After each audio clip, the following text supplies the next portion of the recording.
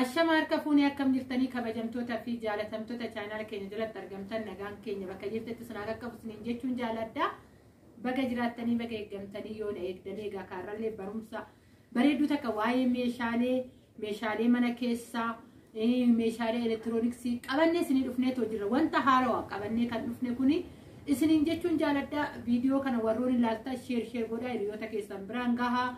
Warroon immoo chaanaala keenya faarawaa taatan hoggaaraattan immoo sabiskiraayibii godhuun maatii keenya taachuun gaman affeerraa kooti. Warroon yaada qabdanii soo jiraattan saanduqni koomentii keenyaa saa 24 banaadhaati jalatti yaada keessan barreessaa isiniin jechuun jaaladha. Itti aansuudhaan waa'ee meeshaalee kanaa qabxiilee fi wanta haarawaa jiru achinis dabarsaa wajjiniin dubbattan jechuudhaan immoo waa'ee elektirooniksii dhumarra waanan jedhuun qaba. Waan harawas waan dubbadhuun qaba jechuudha. Amma karaa malkaamuunis dabarsa jechuudha. Yaada kee akkam jirtu kabajamtoota chaanaalii keenya jala jirtanii bakka jirtanitti nagaan waaqayyoo isiniif haa ta'u jecha. Egaa akkuma ayyaantuun dubbattee waan haaraa isinii qabannee yaadneerra waan babbareedaa jechuun barbaada. Nuti kanarra qabannee yaadne meeshaalee mana keessaa waan akka soofaa jedhee waan akka soofaa qabatee waan akka biiffee waan akka algaa meeshaalee mana keessaa bakka amma irratti kan hojjechaa jirru jechaadha. Durarree yaa qubaa hojjechaa yoo turte ammoo bitisabaan lama taanee hojjechaa jirra. Baay'ee kan namatti tolu amma babbareedarree amma kun baay'ee jira gidduu kana waan feesifnu jira. Annama 5 waan nama 6tti kan ajajamee jira. Annama 6 kan nama 6 gidduu kana borii fiftaan keessaa feesifna jechaadha. Kanaafuu waan akka algaa qabatee waan akka soofaa qabatee waan akka biiffee mi'a mana kana keessaa lama taanee waliin hojjechaa jirra. Kanaafuu ammas fuulduratti hojjechuuf bakka qophiirra jirra. Warri barbaadan egaa bilbilli keenya as jala jira. Isa irratti immoo galtanii nu haasofsiisuu ni dandeessu. Hojii babbareedanii hojjechaa jira. Hojii baay'ee das nama jedhu nama baay'ee turre nurraa fudhatee booda namni baay'ee daawwalee baay'ee bareedadha jedhee baay'ee koomentii nuuf kennaa jira. Kanaafuu kanarratti sinirree akkasiin fayyadamtanii isinii jenna. Baay'ee amanamoo taanee baay'ee hojjechaa jirra. Maaliif hojjettanii hojiidha waan ta'eef itti himnee hojjechaa jirra. Hojii kana warri barbaadan bilbilli keenya as jala jira. Isarratti karaa immoo galtanii nu haasofsiisuu dandeessu. Kana jechuun fedhaa waan hafe immoo isheen isiniif uffite jechuudha. Egaa asirratti waan ani jedhu jiraate taanan meeshaalee keessattuyyuu haarawaa diizaayinii haarawaa dhufaa jiran irratti jechuudha. Yoon kana jedhu immoo warroonni tanaan dura galfatan diizaayiniin kun badaadha jechuu kootii miti. Jechuun haguma diizaayiniin bahaa deemu immoo herreegni isaatillee dabalaadha jechuudha. Yeroo baay'ee asirratti akka gosaatti kanan dubbadhu diizaayiniin keenya diizaayinii baay'ee bareedudha.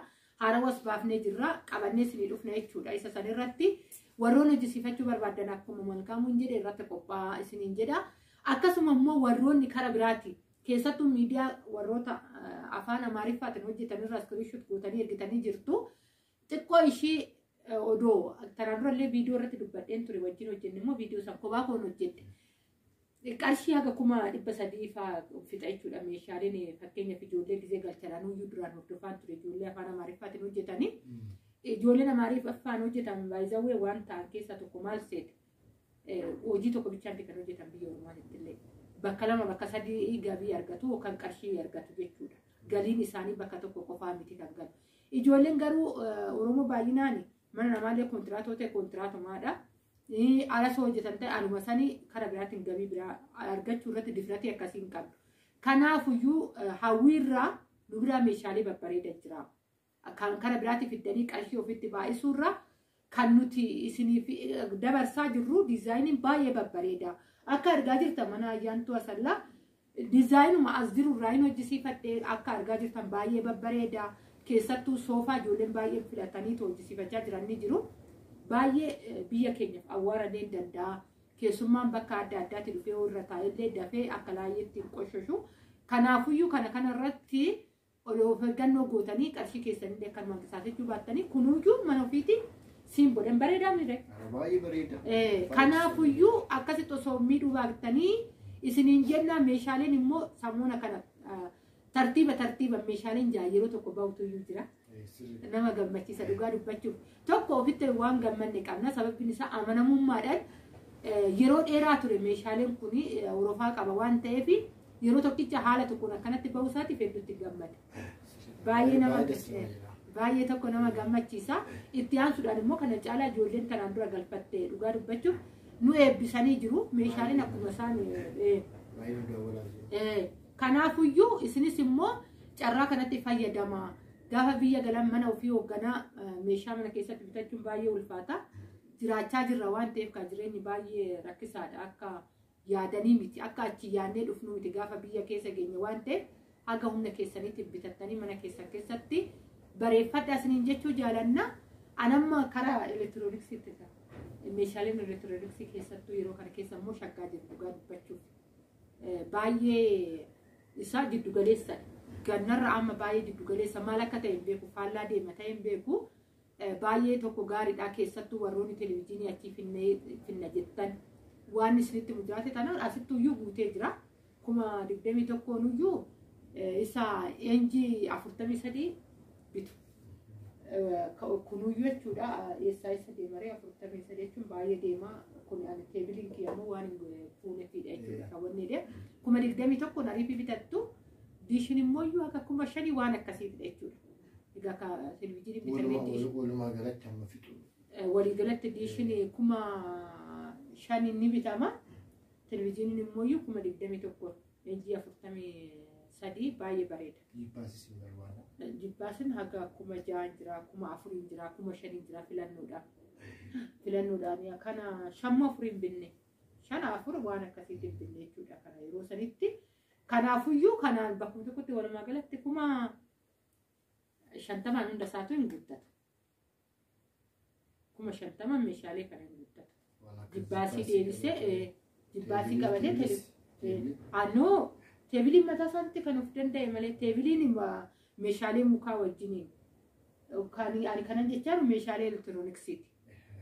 Meeshaalee elektirooniksii kanaan isa wanni jibbaasiidhaan dabalatee diishiidhaan dabalatee televezyiiniidhaan dabalatee 50,000 ni bittu. Bakka kanaadha kanaafuu achi baattanii dhufuun ittiin rakkatina asiniin jechuun jaaladha asittuyyuu gatii kanaan bitachuun damooza ji'a tokkootiin ni beektu. Kanan isinidha deebisee immoo waa'ee meeshaalee buna daakuu kan akka juusii daakuu waan akkasiisa shantaa keessatti baannee kiiloo nurratti kaasa yeroo baay'ee jechuudha. Asittuyyuu gatii jiddu galeessa hin jira. Inni juusii daakuu hin jira, inni buna daakuu hin jira, inni qimamii daakuu hin jira. Keessattuyyuu isa meeshaa kan juusii gaafa binnu meeshaa 3 qaba akkuma biyya ormaa sanitti jechuudha. Yeroo baay'ee nuti mana ormaa keessatti arginu waan asii nutti fakkaata. 3 qaba. Kan qimamii, kan bunaa, kan juusii jechuudha. Of jalatti meeshaa 3 baatee jira. Gatiin isaatillee gatii jiddu galeessadha. 3,500 haga 3,000 waan akkasii hin bitama jechuudha yeroo kana keessatti. Kanaafuyyuu biyyuma keessan keessatti bitadhaa.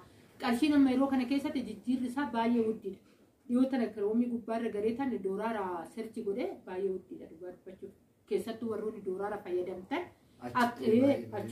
achitti amma fakkeenyaaf birrii 20 nu bittan baay'ee guddiidha. Ija kanaan jechuudha. Kanaafuyyuu akkasitti of eeggannoo godhaa. Asitti wanti hunduyyuu hin jira isiniin jedha waan nu gaafachuu barbaaddan yoo gaanii natti toluu baate malkaamuun isin haasofsiisaa isiniin jedha bilbilli keenya akkuma asirra jiruudha waan barbaaddan xalabachuu hin dandeessanii wanti asin jirre homtuu hin jiru algaalibsiiwwan ansoolawwan akkasuma immoo bakka warro carqiiwwan soofaa keessattuyyuu soofadha jechuudha warroonni hojjisiifachuu barbaaddan soofaa tanaan dura galchitanii jirtan waggaa ta'e carqiin nama barbaachisaa.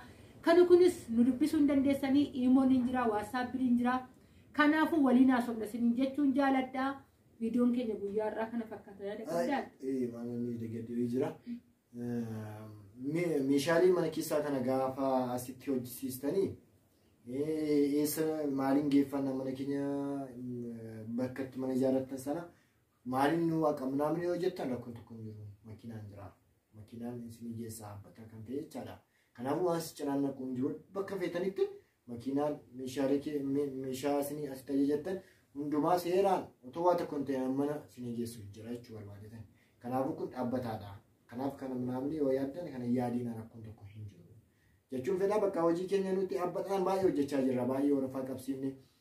Nama dhibu baay'ee iddoo tokkoyyuu warafaa baay'annaan iddoo lamatti dabarree jirra. Iddootti hojjisiifne jechaadha. Kanaafuu kan nama garramu keessaa amma gidduu kana bultii lama gidduutti amma annama ijaa xumuramee fi jira boruu ka'ee amma hin fe'amaa jechaadha. Kanaafuu waan isin dhibuun qabu bakka isin jettanitti isinii haqaa. Kanaafuu lama taanee hojjenna waan ta'eef waan isinii tokko hin jiru. Kanaafuu irratti hojjechaa jirra. Bakka jirtanitti turtii gaarii isin jenna akkuma jedhame bilbilli keenya achuma jala jira immoo irratti nu haasofsiisuu dandeessu. Waan hundumaa qabannee isin yaannachuu fedha. Bakka jirtanitti turtii gaarii nagaan waaqayyoo isiniif haa ta'u. Aga viidiyoo biraatti walitti deebi'utti nagaan ta'a.